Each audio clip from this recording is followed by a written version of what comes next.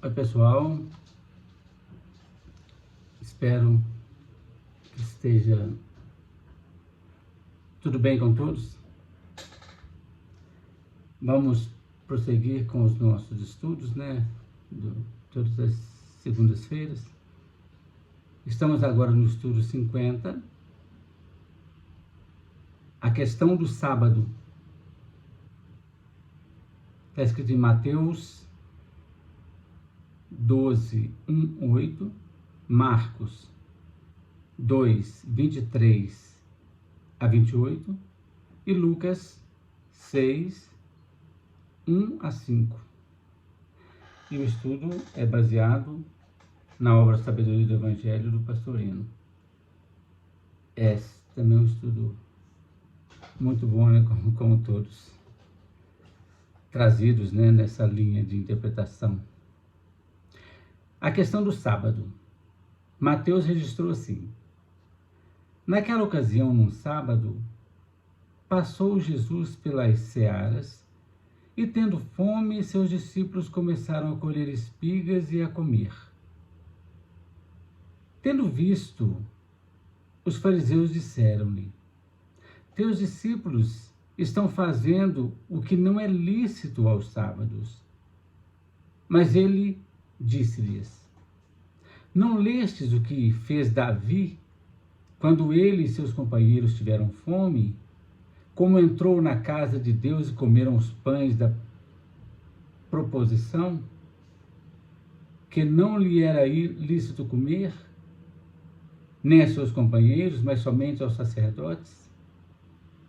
Ou não lestes na lei que aos sábados os sacerdotes violam o templo e o sábado ficam sem culpa? Digo-vos, porém, aqui está o que é maior que o templo. Mas se tivesseis sabido o que significa misericórdia quero e não o sacrifício, não teríeis condenado inocentes, porque o Filho do Homem é Senhor do sábado. Muito, muito interessante essa narrativa. Marcos registrou assim: e aconteceu que, caminhando Jesus pelas searas num sábado, seus discípulos, ao passarem, começaram a colher espigas. E os fariseus perguntaram: olha, por que fazem eles no sábado o que não é lícito?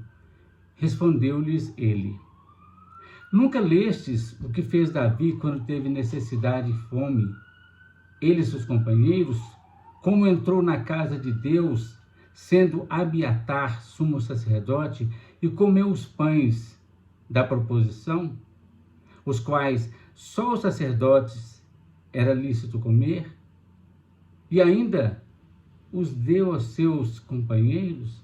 E acrescentou: o sábado foi feito por causa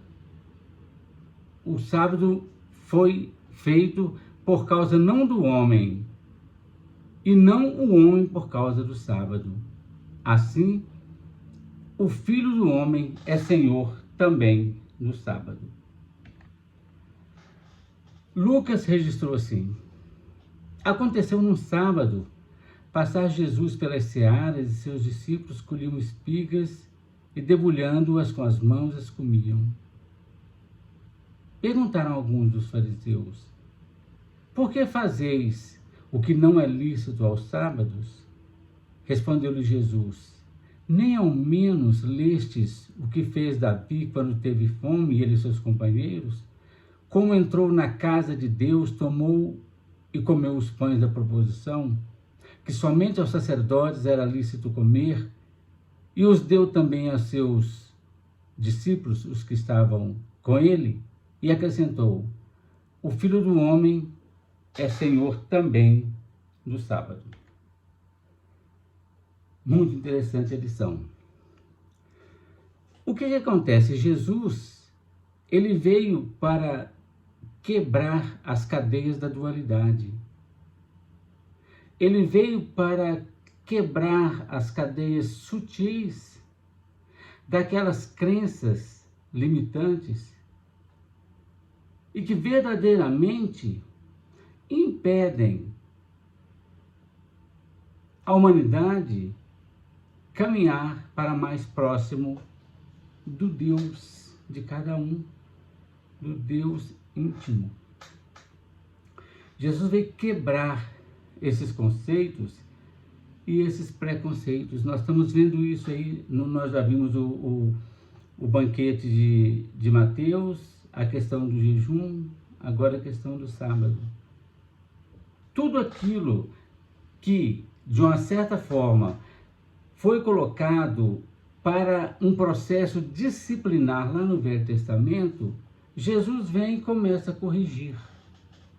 Não o que ele disse conforme foi feito, mas corrigir no sentido de mostrar para eles que tudo aquilo que se cumpria era apenas para um processo disciplinar. Agora é momento de um processo de autodisciplina e não de disciplinamento. Estudando então a lição, fica assim. Jesus atravessava um campo de trigo com seus discípulos e eles tiveram fome.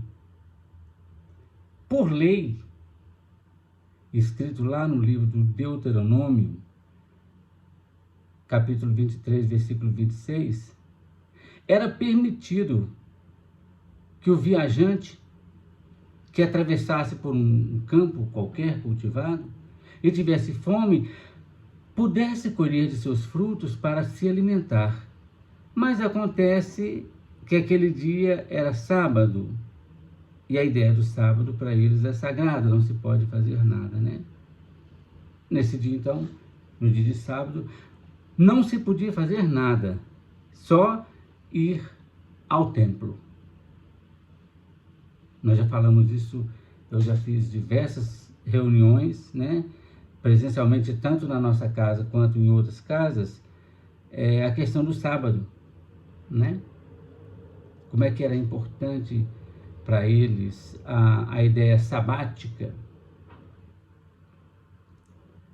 Aí o que acontece? Esse é um preceito que Jesus veio para mudar, porque na verdade, que nem os estudos nossos acabam apontando, quando eu estou em uma boa ação, em um bom pensamento, em uma boa atitude, é sábado. Não é necessariamente um sábado na semana, porque isso é pé da letra. Porque o sábado era o dia em que todas as pessoas deveriam dedicar à divindade e fazer somente coisas que agradassem a Deus conforme os preceitos estabelecidos na lei do Velho Testamento, né? Mas Jesus veio para mudar isso, conforme a gente está compreendendo agora. Jesus, então, traz o exemplo de Davi e dos seus companheiros, que quando fugiam da perseguição de Saul, está lá escrito no livro de Samuel, primeiro livro de Samuel, capítulo 21, versículos de 1 até 6, Saul começou a perseguir Davi, e ele chegando ali à região de Nobe, onde se achava um sacerdote chamado Aquimeleque, eles comeram os pães da proposição. O que significa pães da proposição? É também um rito, né? É um aparato religioso, né? Uma proposta de liturgia. Eram 12 pães que cada sábado eram colocados em 2 pilhas de 6, sobre uma mesa ou então um altar de ouro. Isso conforme o livro de Reis, terceiro livro de Reis, no capítulo 7, versículo 48. E esse pão então ficava a semana inteira lá. Só no outro sábado eles eram retirados. E desses pães, ele ficou uma semana na presença de Javé. ou na presença de Deus, conforme a lei, né? E esses pães, após serem retirados lá, vamos dizer assim, da presença de Deus, esses pães, somente os sacerdotes podiam comer, mais ninguém. Mas acontece então, esses fatos, esse fato que Jesus narrou em relação a Davi, como é que aconteceu? Davi estava fugindo, quando ele passou lá pela a casa de Aquimeleque e pediu pão para ele e para os seus companheiros, não tendo em casa, então Aquimeleque levou todos eles ao santuário de Javé, ou seja, a casa de Deus. Apanhou os pães da proposição e deu a eles. Pouco tempo depois, esse Aquimeleque ele foi denunciado por um edomita, Doeg. Saul, então o rei Saul, mandou assassinar o Aquimeleque e toda a sua família. Está escrito também no livro do 1 Samuel 22, de 6 até 23. Por quê? Porque ele estava dando hospitalidade e alimentando com os pães da proposição da casa de Deus, alimentando, entre aspas, um fugitivo dele. Mas acontece que um dos filhos de Aquimeleque, chamado Abiatar, ele conseguiu fugir, né, escapar, e acabou se unindo ao grupo de Davi. E quando Davi foi coroado rei de Israel, fez desse moço, de Abiatar, um sumo sacerdote. Foi o cargo que ele acabou ocupando praticamente por todo o reinado do rei Davi. Com isso, então, Jesus demonstrou claramente que a necessidade abolia a rigidez do sábado. É isso que Jesus quis mostrar. Aí Jesus traz um outro exemplo tranquilo também, bem interessante. Ele fala assim: os sacerdotes no templo não violam o sábado ao imolar as vítimas, porque o sacrifício ordenado lá na Torá, no livro sagrado, é superior à observância sabática. Olha como Jesus foi sábio. Não se pode fazer nada no sábado. Mas era exatamente no sábado que lá no templo eles sacrificavam os animais. E isso ninguém falava que era proibido fazer. Então caía em contradição. Então a necessidade, a misericórdia é superior a qualquer sacrifício.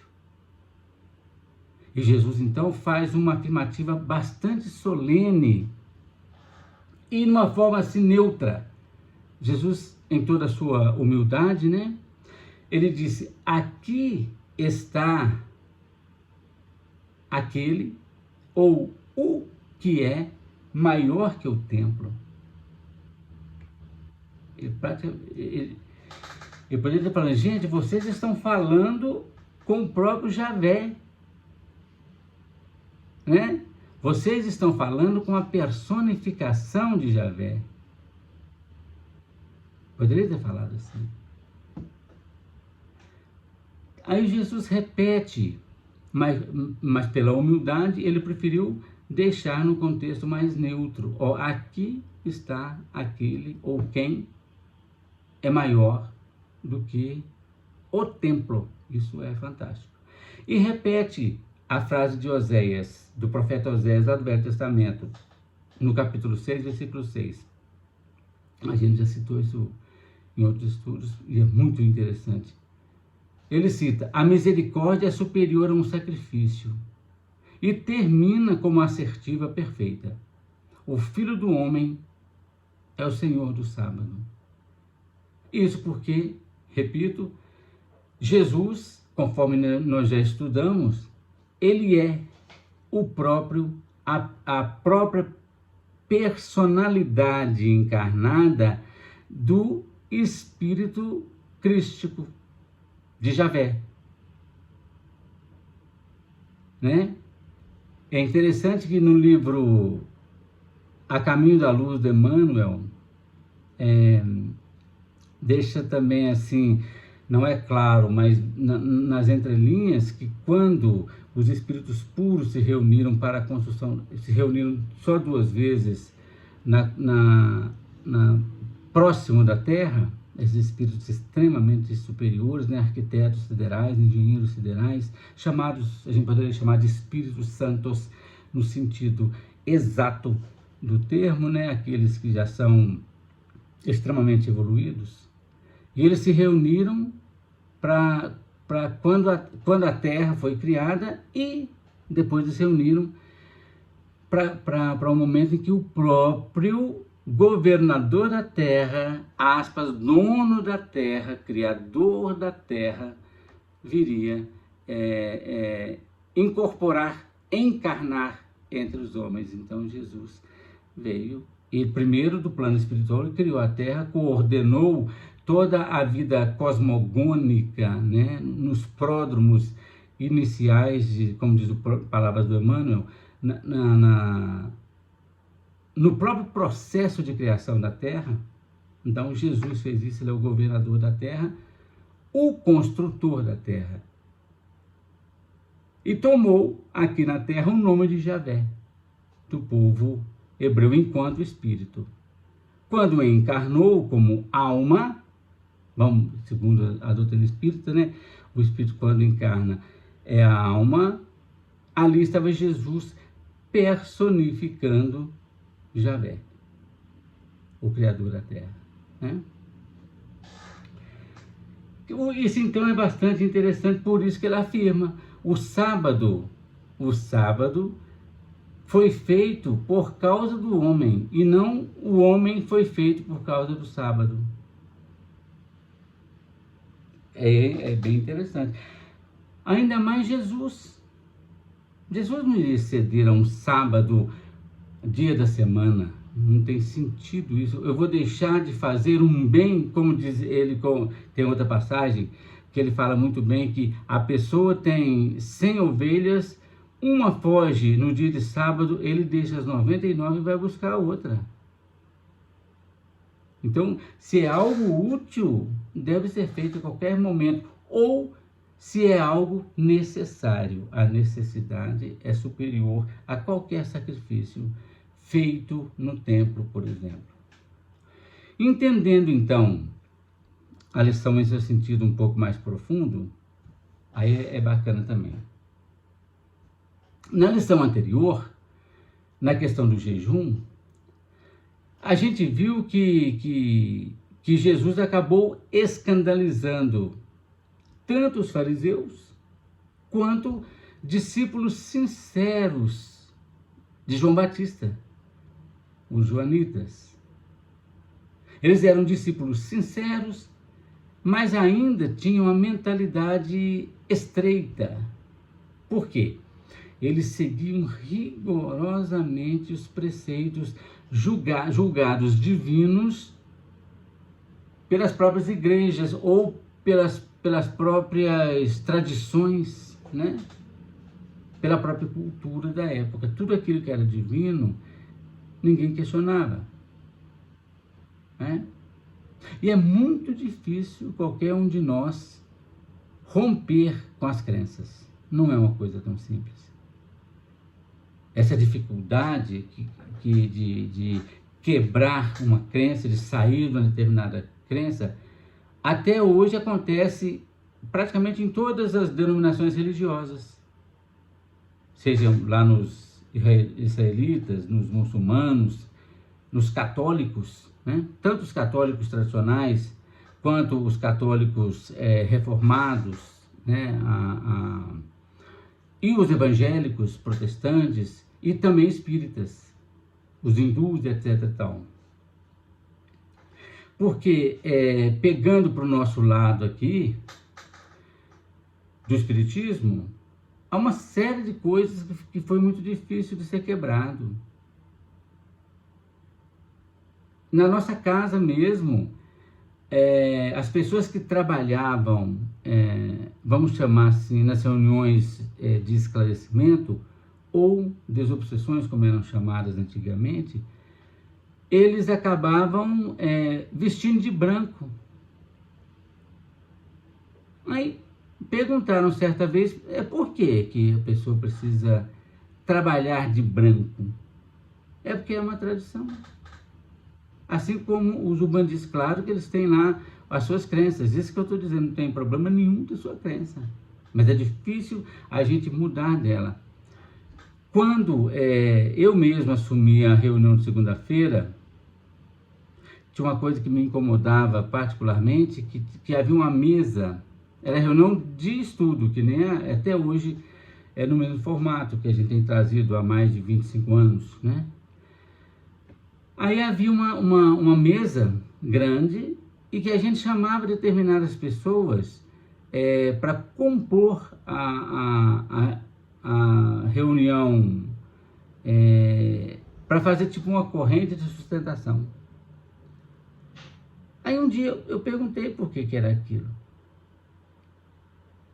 E eu acabei não concordando. Hoje não tem mais essa mesa. Tão logo a gente mudou para essa nova casa aí na rua Itajubá, então a gente acabou com essa mesa.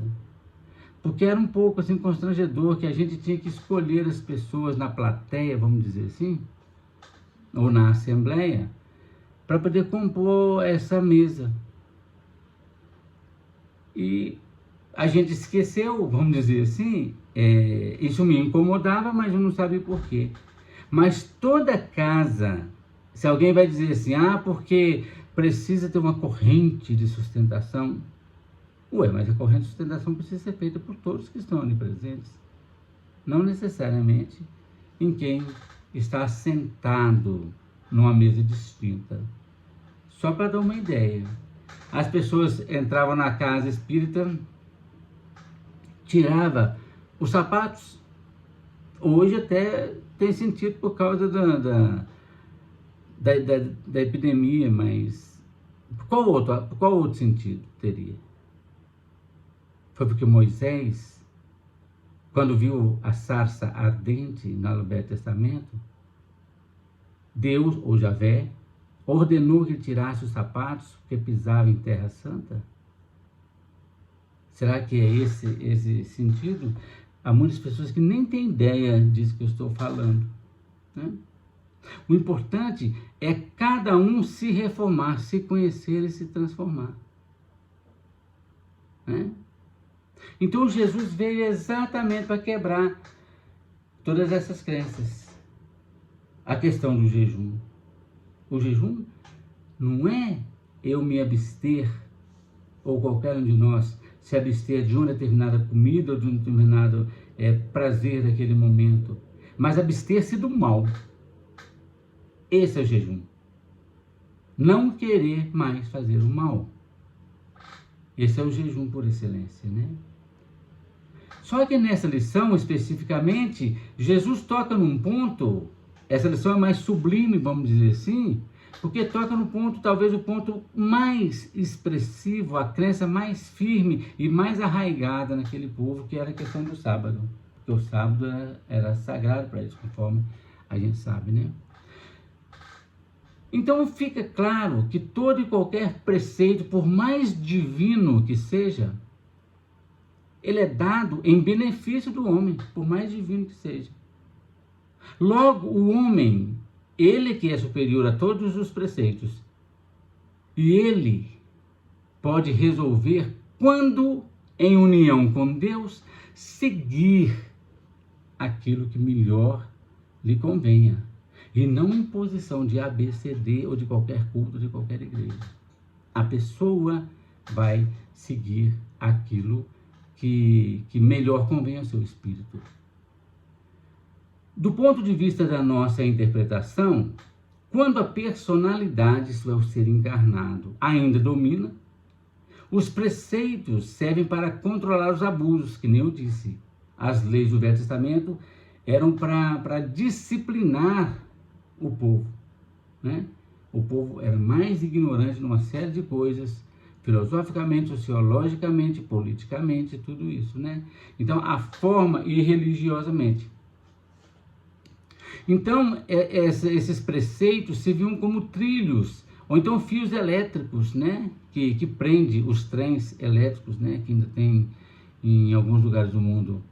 Mas quando então a individualidade, o espírito, assume o comando, não mais necessita disso. É semelhante a um avião que se locomove na amplidão dos céus e só se sujeita às regras da terra quando está em contato próximo da terra. Vai levantar voo, vai pousar, né? Estar perto da terra significa estar próximo da personalidade. Então o exemplo de Davi é típico. Mas a frase que Jesus exprime é muito mais significativa. O sábado, isto é, os preceitos religiosos, eles foram feitos e inseridos no sábado para ajudar o homem. E não que o homem seja feito por causa dos preceitos. Então, o grande mandamento é esse. O homem é maior que o sábado, maior que o templo, superior a todas as crenças e a todas as igrejas. A gente precisa deixar isso bastante claro. O homem é assim, porque dentro do homem tem o filho do homem. E o processo de reforma íntima, de transformação íntima. Então, o filho do homem, isto é, aquele que está dentro, está na intimidade de cada um de nós, na essência, aquele que já vive, o filho do homem, então, aquele que já vive na individualidade, mesmo ainda encarnado na terra, é o Senhor do sábado. Porque ele sabe que a misericórdia, a bondade, a caridade, o amor, são muito maiores que qualquer sacrifício realizado em qualquer templo. Então, aquele que já tenha conseguido viver na consciência cósmica, na perfeita união com o Cristo interno, este é senhor de qualquer dos seus atos. Superior aos preceitos, por mais importantes que pareçam ser as pequeninas personalidades temporárias e ignorantes dos mistérios profundos, das riquezas da sabedoria e da ciência de Deus, conforme está escrito na carta de Paulo aos Romanos, versículo 11, 33. Bom, gente, esse é o recado que eu queria passar para vocês, né? Esse estudo, e que a gente pede que Jesus nos proteja, nos ampare, para que nós possamos também ajudar no processo da quebra de todas as cadeias sutis e todos os pensamentos que temos, que nos limitam, que nos atrapalhem na ascensão rumo ao Pai maior que habita dentro de cada um de nós. Obrigado por tudo, gente. Na segunda-feira, então, a gente continua com nossos estudos. Obrigado, gente.